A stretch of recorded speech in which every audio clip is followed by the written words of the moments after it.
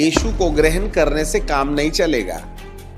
अपने पापों की लिस्ट की जानकारी प्राप्त करो, और जब तुम्हें पापों की लिस्ट की जानकारी मिल जाए तो उसके नतीजे तुमको क्या नुकसान हुआ है, सजा क्या है, जरा बताइए। पापों के कारण से क्या हुआ? महिमा चली गई। महिमा बोले तो, मृत्यु बोले तो, पवित्र आत्मा का जाना और उसके प्रभाव का हमारे तन मन धन से चला जाना, और दुष्ट आत्मा का प्रभाव हमारे अंदर आ जाना, और उसकी सानिध्यता में बिगाड़ का रास्ता हमारे ऊपर में अधिकार पा लेना। यह है मृत्यु। मेरे प्रियो, इस तरीके से एक पापी को पाप की जानकारी होनी चाहिए। और आज सबसे बड़ी समस्या यह है कि याजक लोग पापियों को पाप की जानकारी देते ही नहीं।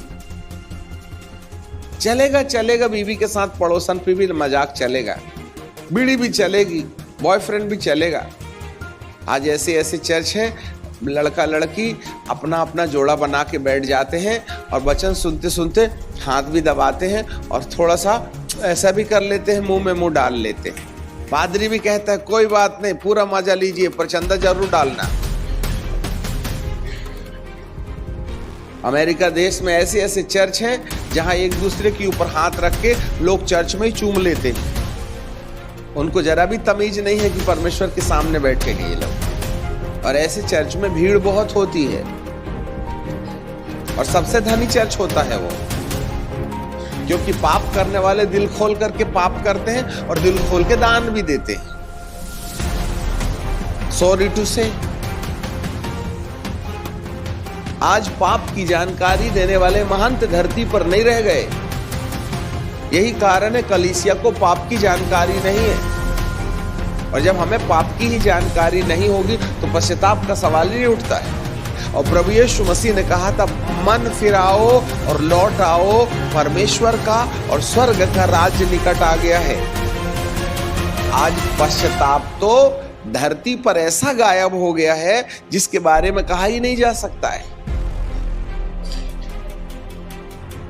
भाई, पश्चाताप तो पाप की जानकारी के न बाद होता है। जब यीशु की निर्दोषिता तुम्हारे हमारे सामने नहीं आई तो उसके दोष पर आप अपना पाप कहां खोजिएगा? जो यीशु की निर्दोषिता को जाने और ये जाने कि ये निर्दोष होके फिर दोषी क्यों हो गया, तब उस दोष के अंदर अपने पापों को गिनो। हर कोड़े में अपनी गलती खोजो।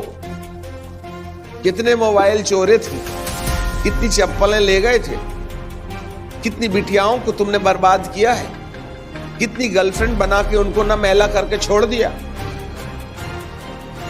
है, कितने नोट गायब किए थे पति और पत्नी की जेब से, कितनों से झूठ बोला, कितनों को चोट दी थी, कितने बार मां बाप के आंसू निकाले थे तुमने। उनको शुगर और ब्लड प्रेशर देने वाली तुम ही हो।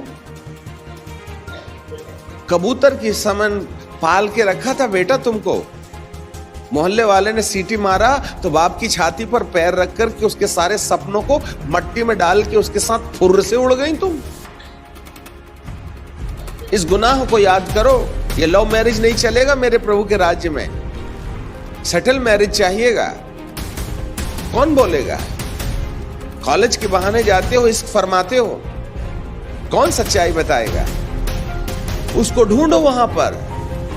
हे प्रभु, मेरे सारी गलतियां वन बाय वन तेरे कष्ट के ऊपर देख रही। जिस दिन तुमको यीशु की निर्दोष शरीर में तमाम दर्द जो उसके अंदर हो रहे, उसमें अपनी गलतियों को खोजना शुरू करो, तब आपके मन को गिल्टी कॉन्शियस से निकल आने का मन हो जाएगा। हे प्रभु, अरे मेरे बीड़ी के चक्कर में तेरे हाथ में खीला क्या? मेरे गंदे विचार के चक्कर में तेरे सिर में कांटों का ताज क्या? हे प्रभु, जब तूने मेरे पापी के पाप को निर्दोषिता की दशा में ले ही लिया है, तो आज मैं विश्वास करता हूं कि मैं बाइज्जत बरी हो गया। आपका मन सेकंड्स में रिलैक्स हो जाएगा। आपके अंदर जो गिल्टी कॉन्शियस है, आपके अंदर में जो दोषारोपित विवेक है, वो निकल के बाहर आ जाएगा। और जब तक आपके अंदर में गिल्टी कॉन्शियस माइंड नहीं निकलेगा, तब तक आप कितनी भी प्रार्थना कर लो, मेरा प्रभु आपका उत्तर देने वाला नहीं है। हमको तो बार बार अपने पाप याद आते हैं। इसका मतलब तुम्हें क्षमा नहीं मिली, क्योंकि आपने अपनी गलतियों को निर्दोष यीशु के ऊपर दोष के रूप में नहीं झांका।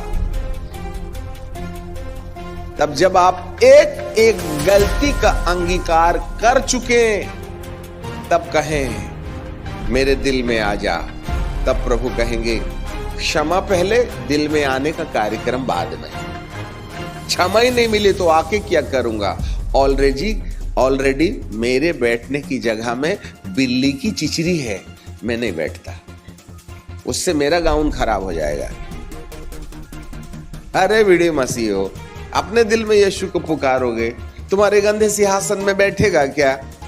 पहले बीड़ी का इंतजाम करो, पहले बॉयफ्रेंड गर्लफ्रेंड का इंतजाम करो, पहले मोबाइल का इंतजाम करो, तभी ना धर्मी बनिएगा, तभी ना यीशु आएगा। आके करेगा भी क्या? अरे काले कोट वाले को ऐसे निकाल देगा क्या, पाप जाने माने बिना? अरे पहले जानिए फिर मानिए, क्षमा पाइए पहले, निर्दोष के ऊपर में अपना दोष देखिए और उसके ऊपर थोप दीजिएगा। और जब उसके ऊपर अपना दोष थोप दीजिएगा, तब प्रभु जी कहेगा वाह, मैं अपने नाम के नियमित तेरे सारे अपराध मिटा दूंगा और उसको फिर कभी स्मरण नहीं करूंगा।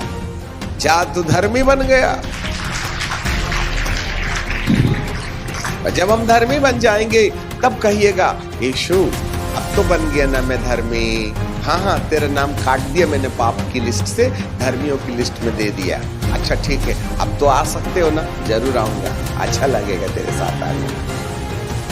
कुर्सी साफ सुथरी, सफेद चादर बिछी, यीशु का लहू उस कुर्सी के ऊपर, उस आत्मा के ऊपर में सारे पाप धो करके हमको बैठने लायक बना दिया, और हमको नहीं, यीशु को बैठने लायक बना दिया। तब प्रभु कहेगा वाह, पुत्र की आत्मा जो है अब्बा हे पिता कह के पुकारती है, हमारे हृदय में भेजा गया काला कोट वाला निकल के हमारी आत्मा की कुर्सी से आ गया यीशु मसीह लाल शॉल पहन करके। Now you are righteous. राजा कहता है ठपा, तू धर्मी है, अब मांग लो जो चाहिए। हे प्रभु मेरा बेटा बदल दे। बदलना तो पड़ेगा, अब तू धर्मी हो ही गया है, जवाब तो देना पड़ेगा।